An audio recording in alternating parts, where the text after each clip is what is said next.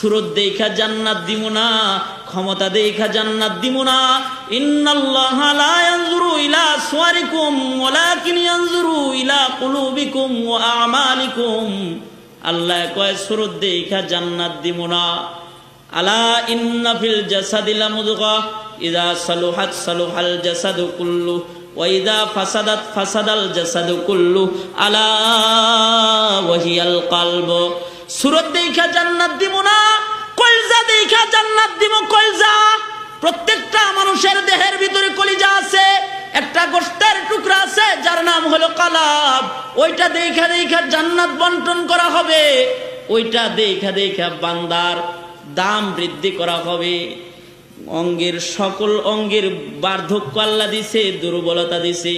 মুফাসসিরিনে কেরাম লেখে কলিজার বার্ধক্য আল্লাহ তাআলা দেয় নাই, এটা যত পুরান হয় তত শক্ত হয়।